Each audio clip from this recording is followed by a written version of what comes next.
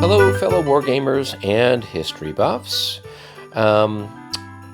As any of you who have been following my live streams, you've noticed that I'm starting to play some games that are from the Battle of the Age of Reason series. And right now I've got a live stream going of Brandywine, and I'm really enjoying the system. And that prompted me to pick up a few of the games that are part of the 7 Years' War. And so I picked up two here around the holidays. These I got directly from Clash of Arms Games. They no longer have the boxed editions available. I could have gone online and tried to get a secondhand copy with a box, but I always like to buy directly from the publisher if I can, so that way then they keep publishing. So I picked up two. I picked up Lobositz, and I also picked up the Battle of Prague. So let's take a look inside the bags and see what we've got. So once you slip everything out of the bag, you are going to find a pair of 10-sided dice here, different colors. These are part of the mechanics of the game where you're rolling for initiative and things like that. We've got here then the sort of cover page. So if it was, the box has got this cover art on it, and then this is what's on the back of the box. So if you had the box, you would have these two things here. We have our little handy dandy little pocket game here. This looks like it is, oh, they're trying to run the Ganaisu and Schornhorst through the channel. Okay, that could be fun. All right, we've got the Battles of the Age of Reason. We have the, looks like here the scenario booklet. And let's take a look at that and see what all is in there. So we've got the various instructions, stuff that is of particular interest for both the Austrian and the Prussian command structure. And then it looks like we've got some different scenarios and then a little bit of historical commentary. All right, we also have the rules of play. So this is the standard rules, 3rd edition. And so this kind of goes into the details of how the rules themselves work. Now this is, it looks like just a black and white booklet. It does have some examples of play here in the back from the looks of it. Yeah, so that's always important because this is a rather complicated game system. So nice to have some examples of play. All right, here we have the Prussian off-map display. So as I recall with this battle, the Prussians took a big flanking maneuver around to try to get around the Austrian right. So this must be then for that purposes. We've got some standard markers here, informational markers. And then here we start to get into the unit counters. So as with all of the Battles of the Age of Reason and Clash of Arms games, really very nice components here. Very nice unit counters, kind of giving you an idea of what the uniforms look like too. Here's some of the Austrians. Looks like we've got some Austrian artillery there and grenadiers, entrenchments. All right, and here's another just group of counters. We've got more Prussians, more Austrians, various cavalry. Nice stuff, very pretty. And then on the back, the Austrians have the white, sort of off-white backs, and the Prussians here are in blue. All right, here we've got our order of battle, our chart here, kind of showing who's in charge, different command structure, as well as how to set things up. And that's for the Austrians, and then this looks like it's the same thing for the Prussians. It's a simple kind of cardstock here, a little thicker. All right. Then we look like we've got special results and various and sundry other charts for the game. So a nice little fold out here, stuff for the train, so everything that you need. Got one of those, it looks like. Got your time track. No, this is combat and close combat charts. All right, here it looks like we've got loss charts. So you would make copies of these, or maybe put them in a maybe a clear protector, and then mark off losses as you go, and then keep track of overall losses for morale purposes, army morale purposes. All right, let's see. Here's our turn record track. All right, here's our information for changing facing and changing formations, and what the costs are depending on which direction you're turning, and whether you are Prussian or Austrian. All right, and now we get to the maps.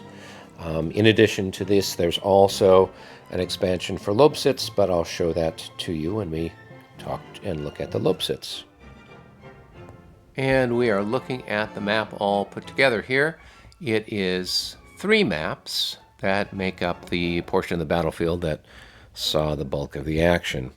Here is the southern map, and here along the eastern map edge, this is where the Prussians can come in with their flanking maneuver, and we can see different little flag markers there indicating where they would show up based on that, off-map marching box. As with most of the artwork for these types of maps, you can see that it's very detailed, it's very pretty, nice colors, and very clean and easy to look at. Let's just kind of go along here, and here it looks like we've got some entrenchments or field fortifications. And there's different ponds along here, marshes, stuff that makes things a little difficult for an army to go through, particularly a 18th century army.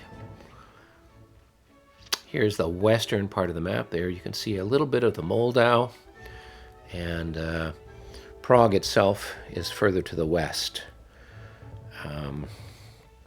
And so a portion of the Austrian army is here, and then the other part sort of rapidly redeploys to the east when they see that the Prussians are trying to make this flanking maneuver.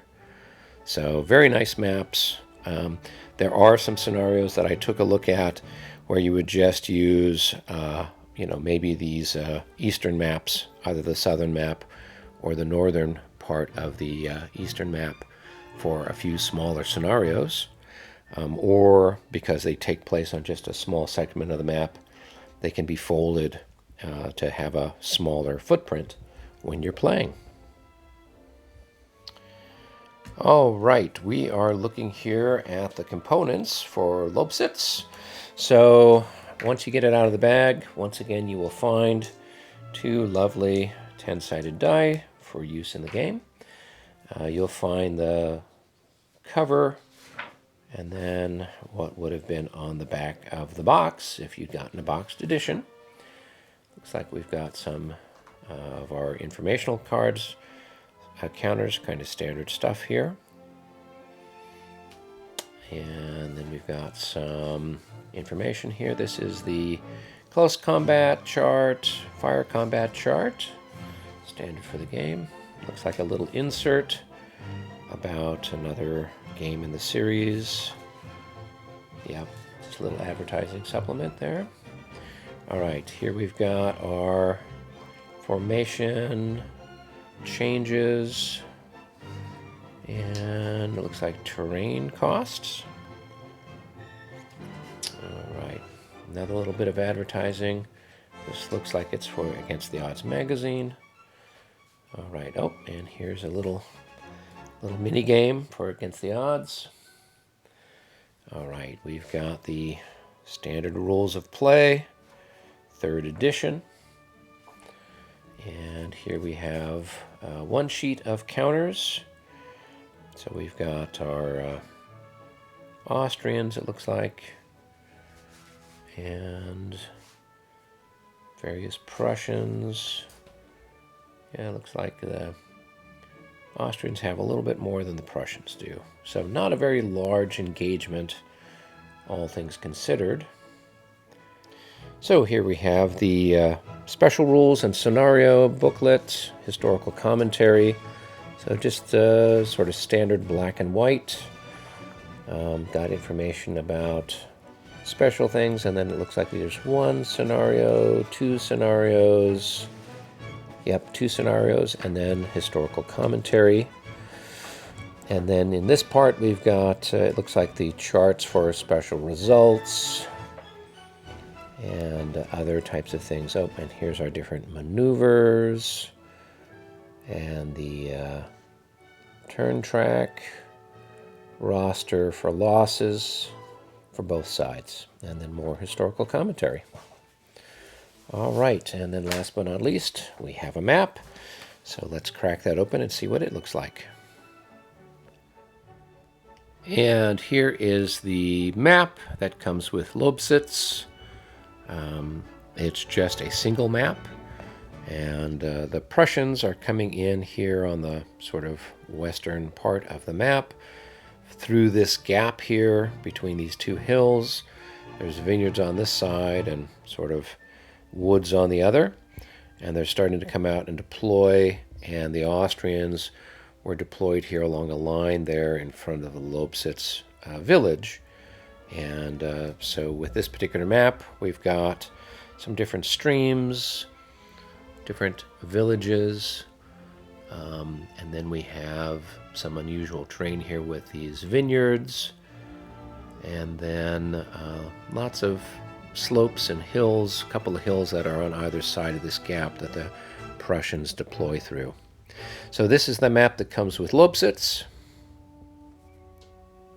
Now, if you purchase the Prague Battle of the Age of Reason game, it comes with this little half map that is an extension of the Lobositz battlefield.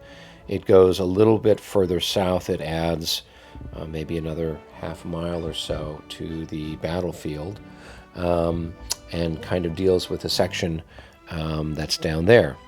In addition to that, there is a expansion kit that has some additional rules and scenario information for using then this more extended part of the map. And then it also comes with an updated turn record track, giving you more time to play both in the morning here and it looks like into the evening. If you haven't done so already, hit that like button and hit that subscribe button if you're not already a subscriber. And we got to keep the Emperor happy over here. Until our next episode, everyone, be well.